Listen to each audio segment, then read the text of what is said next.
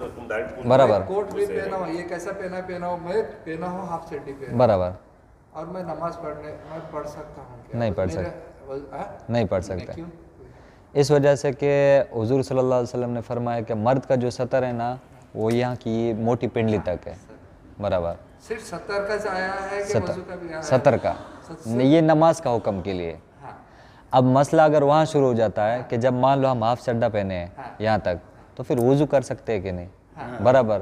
तो उसमें मसला ये जो होता है कि जब हम गुस्ल वगैरह करते हैं तो आमतौर पर कभी कभी ऐसा हो जाता है कि हम अपने पूरे कपड़े भी उतार देते हैं। गुस्ल के वक्त क्या होता है, जब हम गुस्ल करते हैं तो इंसान पाक होता है कि नापाक होता है? पाक होता है। एक मिनट सुनो, जब इंसान गुस्ल करता है तो क्या होता है? पाक होता है, नापाक होता है? जब वो पाक हो रहा है तो फिर कपड़े क्यों उतारो? फिर सब कपड़े पहन कर ही गुस्ल किया जाए। नहीं, हम वजू जब बनाते हैं। हाँ, सुनो सुनो सुनो, मैं वो उसी पॉइंट पे आ रहा हूँ, एकदम वही लाइन पे आ रहा हूँ, अब कैसा रहता है जब हम गुस्ल करते हैं तो आमतौर पर कभी कभी कैसा रहता है कि हम अपने कपड़े भी उतार देते हैं। कपड़े उतारने के बाद हम गुस्ल करते हैं, ठीक है। लेकिन उसमें भी हुजूर सल्लल्लाहु अलैहि वसल्लम ने फरमाया कि जब आप बाथरूम में रहो चाहे कैसे भी रहो, अगर आप गुस्ल कर रहे हो तो उसके अंदर भी फिर आप क्या पहनो, कुछ ना कुछ पहन करके फिर ही आप गुस्ल करो। लेकिन कभी कभार कैसा रहता है, मजबूरी की वजह से हम कपड़े भी उतार देते हैं, लेकिन फिर भी हम पाकी हासिल करते हैं कि नहीं?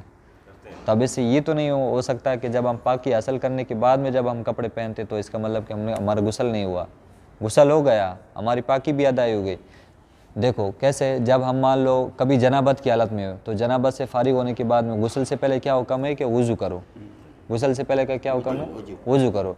जब हम वज़ू करते हैं गुस्ल से पहले तो क्या उस वक्त हम पूरे कपड़े पहने हुए रहते हैं?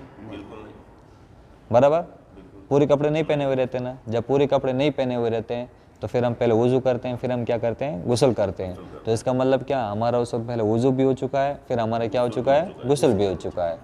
अब जब हमारा गुस्ल वगैरह सब हो चुका है, अब हम क्या करेंगे, आराम से जो हमारा सतर का जो कुछ भी पूरा कपड़ा, वो कपड़ा हम पहनेंगे और अब नमाज के लिए प्रिपेयर होंगे।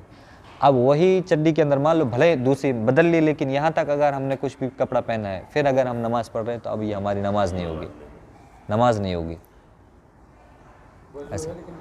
हाँ, बुजुर्गों से हमने ऐसा सुना, बुजुर्गों से बराबर जब वजू बनाते हैं, अभी मस्जिद में आ गया वो शख्स आ गया वजू बना रहे हैं, तो ऐसा अगर वो पैंट बोलो या धोती बोलो, धोती बोलो, पाजामा बोलो, ये गुड़गी वो नहीं दिखाती हो। हाँ, गुड़ की नहीं दिखाते। नहीं, वो जो बराबर, सही बात। तो वहाँ पर कैसा क्या वो ये बदन से वो वजू हो सकता है, बाद में नहीं करना है?